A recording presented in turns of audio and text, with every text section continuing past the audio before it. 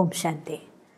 പലപ്പോഴും തമാശയ്ക്ക്, സന്തോഷത്തിന് കൂട്ടം കൂടുമ്പോൾ നമ്മൾ ചെയ്യുന്ന കൊച്ചു കൊച്ചു കാര്യങ്ങൾ മറ്റുള്ളവർക്ക് വേദനിപ്പിച്ചുകൊണ്ട് തമാശ എന്ന് പറയുന്ന ഒരുപാട് സന്ദർഭങ്ങൾ ഞാൻ പലപ്പോഴും ഗ്രൂപ്പുകളിൽ കാണാറുണ്ട്. ചിലപ്പോൾ ആ ചെയ്ത ആളെല്ലാവരും കൂടി ചിരിക്കും, ആ സന്ദർഭത്തിൽ അയാളും ചിരിക്കും. പക്ഷേ പലപ്പോഴും അവരുടെ ഹൃദയത്തിൽ അത് മുറിവേൽക്കും, അല്ലെങ്കിൽ അവരുടെ മനസ്സിലത് വേദനയായിട്ട് നിൽക്കും.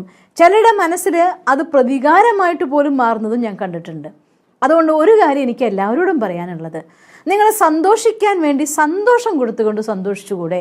എന്തിനാണ് നമ്മൾ മറ്റൊരാളെ വേദനിപ്പിച്ചിട്ട്, കളിയാക്കിയിട്ട്, മോശമായിട്ട് എന്തെങ്കിലും പറഞ്ഞിട്ട് ഒരാളെ മോശമാക്കിയിട്ട് സന്തോഷിക്കുമ്പോൾ ഒന്ന് ആലോചിച്ച് നോക്കിയ, വാക്ക് നെഗറ്റീവും ഉദ്ദേശം പോസിറ്റീവും.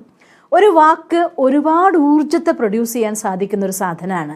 അതുകൊണ്ടാണല്ലോ മന്ത്രങ്ങൾ ഉച്ചരിച്ചിട്ട് നമ്മൾ പല ഹോമങ്ങളാണെങ്കിലും രക്ഷയ്ക്ക് വേണ്ടിയാണെങ്കിലും ഉപയോഗിക്കുന്നത്. വാക്കിന് അതിൻ്റെതായിട്ടുള്ള ശക്തിയുണ്ട്. അപ്പം മറ്റുള്ളവരെ തമാശയാക്കാൻ വേണ്ടിക്കൊണ്ട് അവരെ എന്തെങ്കിലും കളിയാക്കി പറഞ്ഞിട്ടോ അല്ലെങ്കിൽ മോശമാക്കി പറഞ്ഞിട്ടോ, പലപ്പോഴും ഈ കലിയുഗത്തിൻ്റെ ഉള്ളിൽ എനിക്ക് തോന്നുന്നു യുഗപ്രഭാവമായിരിക്കാം, ഈ കലിയുഗത്തിൻ്റെ ഉള്ളിൽ സന്തോഷിക്കാൻ വേണ്ടി നെഗറ്റീവ് പറയുക എന്നതൊരു സ്വഭാവമായി. പലരും നെഗറ്റീവ് ചെയ്യുക എന്നതുകൂടി ഞാൻ കാണാറുണ്ട്. എനിക്ക് അത്ഭുതം തോന്നാറുണ്ട്. ഒരു കൊച്ചു ഉദാഹരണം ഞാൻ നിങ്ങൾക്ക് പറഞ്ഞുതരാണ്. ഒരിക്കൽ ഒരു ടീച്ചറും ഒരു വിദ്യാർത്ഥിയും, ആ ടീച്ചറും വിദ്യാർത്ഥിയും നല്ല സ്നേഹമുള്ള സംബന്ധമുള്ളവരായിരുന്നു. അവരുടെ സ്കൂളിൽ നിന്ന് ടീച്ചറുടെ വീട്ടിലേക്ക് ഒരു ദിവസം ഈ വിദ്യാർത്ഥിനെ ടീച്ചറെ ക്ഷണിച്ചു. രണ്ടുപേരും കൂടെ പോവുകയാണ്. കുറച്ച് ദൂരം നടന്നു പോകാനുണ്ടായി.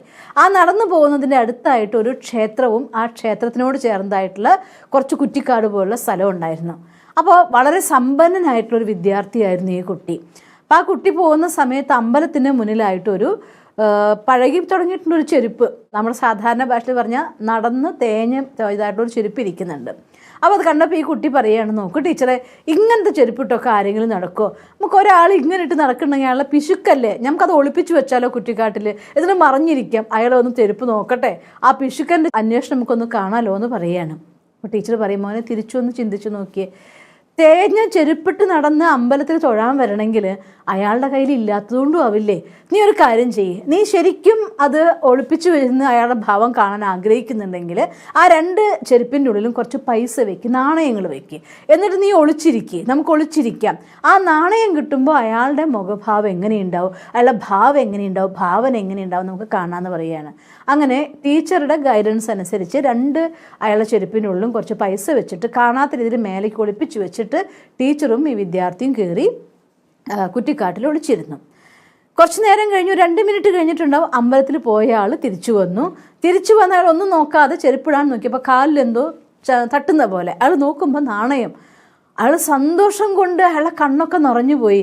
അയാൾ പറയും, ഭഗവാനെ, പ്രാർത്ഥിച്ച് ഞാൻ ഇങ്ങോട്ടേക്ക് വരുമ്പോഴത്തേക്കും നീ ഇങ്ങനെ നാണയം നീ കൊണ്ടിടുന്നു ഞാൻ ഒട്ടും പ്രതീക്ഷിച്ചില്ല കേട്ടോ എന്ന് പറഞ്ഞിട്ട് അയാൾ ആ പൈസ എടുത്ത് തൻ്റെ കീശയിൽ വെക്കും. കണ്ണിലൊക്കെ ഇങ്ങനെ വെച്ച്, കണ്ണിൽ വെള്ളമൊക്കെ നിറച്ച് അയാൾ തൻ്റെ കീശയിൽ ആ പൈസ വെച്ചിട്ട് അടുത്ത് ചെരുപ്പിടാൻ നോക്കുമ്പോൾ അവിടെയും അയാളെ കാലിലെന്തോ തട്ടി. നോക്കുമ്പോൾ 2 ചെരുപ്പിലും, എൻ്റെ ചെരുപ്പുകളിൽ എൻ്റെ പാദത്തിൽ പൈസ കൊണ്ടിട്ടിട്ട് നീ എന്നെ അനുഗ്രഹിച്ചല്ലോ ഭഗവാൻ, നിനക്ക് എൻ്റെ ശിരസിലിടായിരുന്നില്ലേ, എന്തിനാ ഈ പാദത്തിലിട്ടത് എന്ന് പറഞ്ഞുകൊണ്ട് വീണ്ടും ഒരിക്കൽ കൂടി അമ്പലത്തിന് മുന്നിൽ നമസ്കാരം നടത്തി കരഞ്ഞ്, ഇന്ന് എൻ്റെ ഭാര്യയ്ക്ക് മരുന്ന് വാങ്ങാനുള്ള പൈസ എനിക്ക് കിട്ടിയല്ലോ, നീ ഇത്ര കൃപാലു എന്ന് ഞാൻ ഒരിക്കലും കണ്ടില്ലല്ലോ എന്നൊക്കെ പറഞ്ഞ് തൻ്റെ കണ്ണുനീര് തുടച്ചിട്ട് ആ ഭക്തനെ അവിടെ നിന്ന് ആ ചെരുപ്പ് വിട്ട് പൈസ എടുത്ത് പോവുകയാണ്. അത് കണ്ടപ്പോൾ ആ കുട്ടിയുടെ കണ്ണ് നിറഞ്ഞൊഴുകിപ്പോയി. ആ കുട്ടി പറഞ്ഞു, ടീച്ചർ നീ തന്ന പാഠം ഞാൻ ഒരിക്കലും മറക്കില്ല. കാരണം എനിക്ക് വേണമെങ്കിൽ അയാളെ കളിയാക്കിയിട്ടും എനിക്ക് സന്തോഷിക്കാൻ വേണ്ടിയാണ് ഞാൻ ചെയ്തത്. പക്ഷേ ഈ രീതിയിൽ ഞാൻ ചെയ്തപ്പോൾ എനിക്ക് അയാളുടെ സന്തോഷം കൊണ്ട് സന്തോഷിക്കാൻ കഴിഞ്ഞു.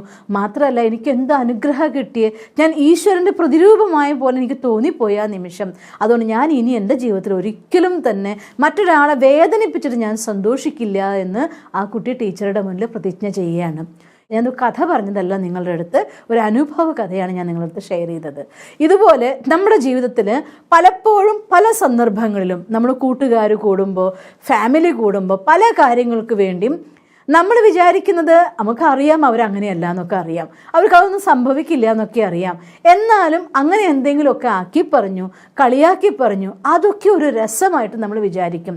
പക്ഷെ ഒരു കാര്യം ഞാൻ എൻ്റെ അമ്മ പറഞ്ഞത് പലപ്പോഴും ഓർക്കാറുണ്ട്, നാവിൻ്റെ മുകളിൽ എപ്പോഴാണ് ഗുളികം വരിക എന്നറിയില്ല എന്ന്. ഇത് നമ്മുടെ പഴമക്കാരുടെ ഭാഷയാണ്, നാവിൻ്റെ മുകളിൽ എപ്പോഴാണ് ഗുളികം വരിക എന്നറിയില്ല എന്ന്. സത്യമായിട്ടും അറിയാതെ നമ്മൾ തമാശയ്ക്ക് പറഞ്ഞൊരു വാക്ക്, അഥവാ ആ സമയത്ത് നമ്മുടെ എനർജി, നെഗറ്റീവ് എനർജി ആക്റ്റീവ് ആവുന്നൊരു മൊമെൻ്റ് ആണെങ്കിൽ അത് അവരുടെ ലൈഫിൽ ഒക്കെ ചെയ്താൽ നിങ്ങൾക്ക് സഹിക്കുമോ എന്ന് ചിന്തിച്ചു നോക്കിയാൽ. അത് വേണ്ട, അവൻ വടിയാവും എന്നൊക്കെ തമാശയ്ക്ക് പറഞ്ഞ് ഞാൻ കേട്ടിട്ടുണ്ട്. അങ്ങനെ എന്തെങ്കിലും ഒരാൾക്ക് സംഭവിച്ചു പോയാൽ എൻ്റെ ഭഗവാൻ, ഏത് ശപിക്കപ്പെട്ട നിമിഷത്തിലാണ് എൻ്റെ നാവുമെന്ന് ആ വാക്ക് വന്നത് എന്ന് നമുക്ക് പശ്ചാത്താപം ഉണ്ടാക്കാൻ പറ്റുമോ? അതേസമയം അവരെ നന്നാക്കി പറഞ്ഞുകൊണ്ട്, സന്തോഷാക്കി പറഞ്ഞുകൊണ്ട്, അവരുടെ ഗുണത്തിനെ പറഞ്ഞുകൊണ്ട് ആ രീതിയിൽ നമ്മൾ സന്തോഷിക്കാൻ നോക്ക്. എന്നാൽ ആ നിമിഷത്തിനുള്ളിൽ നമ്മുടെ വാക്കുകളും വരദാനങ്ങളാവും, അവരുടെ മനസ്സിനും സന്തോഷം കിട്ടും. ഒരിക്കലും സ്വന്തം വാക്കുകളെ പേരിൽ നമുക്കൊരിക്കലും പശ്ചാത്തപിക്കേണ്ടി വരില്ല. പറയാറുണ്ടല്ലോ, കൈവിട്ട കല്ലും വായെന്ന് പോയ വാക്കും ഒരിക്കലും നമുക്ക് തിരിച്ചെടുക്കാൻ പറ്റില്ല എന്ന്.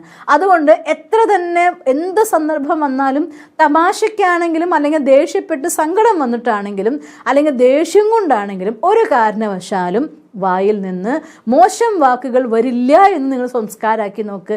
എന്നാൽ ഒരിക്കലും നമുക്ക് നമ്മുടെ വാക്കിൻ്റെ മേലെ, നമ്മുടെ കർമ്മത്തിൻ്റെ പേരിൽ നമുക്ക് പശ്ചാത്തപിക്കേണ്ടി വരില്ല.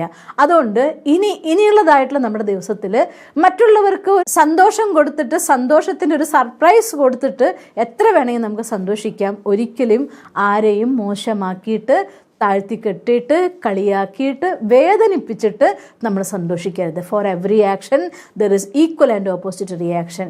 ചെറുതും വലുതുമായിരിക്കുന്ന കൊച്ചു കൊച്ചു കാര്യങ്ങൾ ചേർന്ന്, തുള്ളികൾ ചേർന്ന് കുളമുണ്ടാകുമെന്ന് പറയും പോലെ, തടാകവും കടലും ഉണ്ടാകുമെന്ന് പറയും പോലെ, കൊച്ചു കൊച്ചു കർമ്മങ്ങൾ കൊണ്ട് ജീവിതത്തിൽ പലപ്പോഴും നമ്മളറിയാതെ നമുക്ക് വലിയ നഷ്ടങ്ങൾ വന്നു ചേരും.